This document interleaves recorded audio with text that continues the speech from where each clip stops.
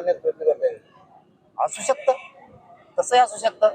आता देवेंद्र फडणवीस साहेबांनी, शिंदे साहेबांनी, आपल्या विखे पाटील साहेबांनी मराठवाड्यातल्या मराठ्यांना आरक्षण दिलंय.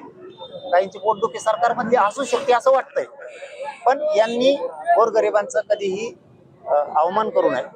पुन्हा जर मराठ्यांच्या नादी लागलात ना तर मग अवघड होईल. आणि माझं तर नादीच लागू नये.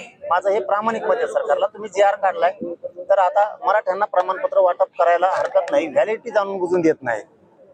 शिंदे समितीला मुदतवाढ दिली, शिंदे समिती का नोंदी शोधत नाही, ह्या प्रश्नाचं उत्तर आम्हाला सरकार लवकर देणार आहे का आंदोलनच करावं लागेल. हे सुद्धा त्यांना आम्ही रात्री सांगितलंय. सारथीबद्दलचं सांगितलं, अण्णासाहेब पाटील विकास महामंडळाबद्दलही सांगितलं, विद्यार्थ्यांची शिष्यवृत्ती राहिली त्याबद्दल पण सांगितलंय. आम्ही 8-10 मुद्दे त्यांना सांगितले की तुम्ही हे ताबडतोब आता मार्गी काढा. मी या अधिवेशनाच्या नंतर ऐकणार नाहीये हे स्पष्टपणानं त्यांना सांगितलंय. आणि पुन्हा जर आंदोलनाच्या भूमिकेत आलो तर सरकार मी प्रचंड अडचणीत आणेल. भविष्यात सरकारच्या मंत्रिमंडळात फेरबदल झाला तर धनंजय मुंडे प्रयत्न करतायत अशी माहिती याला काही नका काढू, जाऊन तिकडे. त्याचा काय संबंध आहे? काय संबंध आहे? अहो नुसतं मंत्रिपद द्यायचं म्हणलं तर अजितदादांचा पक्ष इतका ट्रोल झाला होता सोशल मीडियावरती, आपल्या मीडियाच्या माध्यमातून सुद्धा. दिल्यावरती पक्ष संपल ना.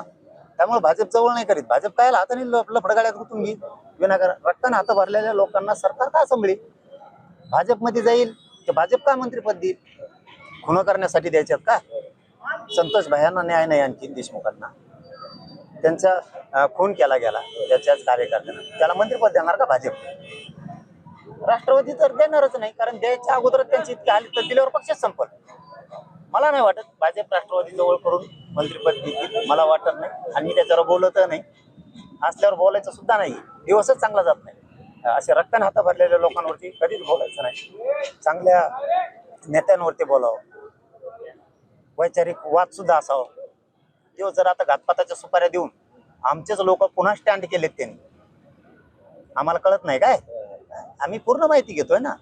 तसं काय नाही, तू काळजी करू नका म्हणा. आम्ही आणखीन तरी त्या धन्याने माया नादी लागू नये, आणखीन तरी आमचे लोक घातपात करून पुन्हा उचकून देऊ नये त्यांनी, आणखीन तरी नादी लागू नये. तो एवढे मॅटर यायला लागलेत माझ्याकडं की भयानक. मी आणखीन हात घातला नाही. सावध होय. तोही लाभार्थी टोळी माझ्या विरोधात तू कशी लावली हे मला चांगलं माहिती. तू बदनाम करायला लागला मला हे पण मला चांगलं माहिती. तू माझेच लोक माझ्याच विरोधात उचकायला लागला, त्यांना अंधारातून तो लाभार्थी टोळी, धन्याची लाभार्थी टोळी अंधारातून त्याला सपोर्ट करते हेही आम्हाला माहिती. तुझे इतके मॅटर आलेत, तुला त्यातलं एकच सांगतो. मी आणखी हात नाही घातला.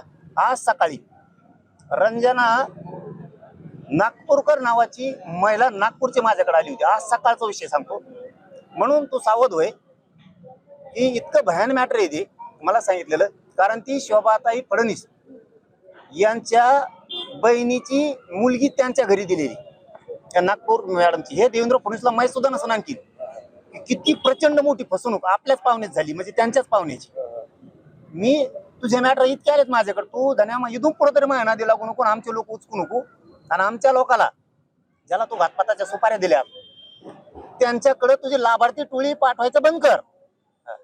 तो इतके मॅटर आले, तुला एकच सांगितलं मी. तुला हिच्यातूनच तू सावध होशील. तुला कळत असताना तर मी काय बोललो आज. रंजना प्रदीपराव नागपूरकर ही बिचारी महिला ब्राह्मणांची आज सकाळी माझ्या घरी येऊन इतकी रडत होती. तिचा नवरा सुद्धा मेलाय त्या टेन्शन पाहिजे याच्याचा. हे देवेंद्र फडणवीस साहेबाला माहित नसन तुमच्या पाहुण्याचं, तुमच्या घरातलं नातं. आता हे शोभाताई फडणवीस मला नाही माहित कोण आहेत, बहुतेक त्यांची आई आहेत का? आईच असतील वाटतं ना फडणवीस साहेबांच्या, किंवा नात्यातला कोणी असतं माहित नाही समजा. पण हे त्यांच्या घरातले नातेवाईक. मी जर तो असे मॅटर घ्यायला लागलो ना, तो लय हालू दे. हे ध्यानात ठेव. तू इथून कुठेतरी ते चाळे बंद कर. घातपात करणाऱ्याला साथ देणं, लोकांना उचकवणं हे तू बंद कर. शहाणा होय. तू माझ्या नादी लागू नको, लय बेकार होईल बरं का. आणखी मी सांगाल ना वेळ आल्यावर. मग मी फक्त त्याला संदेश दिलाय की तुझे मॅटर सुद्धा माझ्याकडे यायला लागले. तू आमच्याच लोकांना घातपाताच्या सुपाऱ्या द्यायला लागला आणि ते गप बसले होते, तरी ह्या टोळीनं तू कसं उचकायला लावलंय त्याला पुन्हा, हे ध्यानात ठेव. माझे काहीच मॅटर नाही आहेत. मी जर केलेला प्रत्येक आरोपावर जर फौजदारी खटले दाखल केले ना, तर माझ्या विरोधात बोलणाऱ्याला त्यांना लाईफच भोगावं लागणार आहे जेलमध्ये. हे ध्यानात ठेव. मी आणखीन पाऊल उचललेलं नाही. तू टोळी आवरेव. तू बी शहाणा होय. आणखीन तरी माया नादी लागू नको.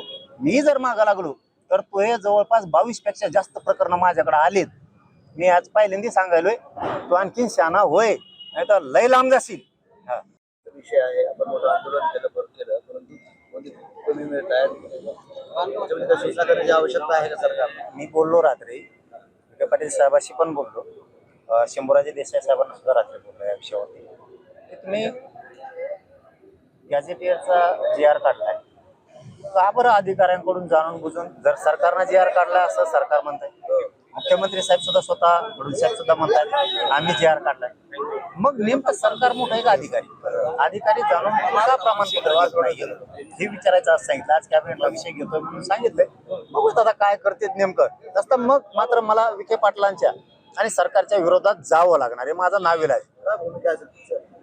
नाही, मी फक्त ही तुम्हाला शंका व्यक्त केली. मला वाटत नाही की तशी आंदोलन करायची आता मराठ्यांवरती बेळी, कारण मुख्यमंत्री पण म्हणले, विखे पाटील साहेब सुद्धा म्हणले, मराठवाड्यातल्या सगळ्या मराठा हा कुणबी आहे, आम्ही गॅझेटप्रमाणे सगळ्याला आरक्षण देतो. मग आता जर अर्ज लोकांचे गेले तर का दिले जात नाहीत? तर तुम्ही जाणून बुजूनच गोड बोलून फसवणूक करताय मराठ्यांची.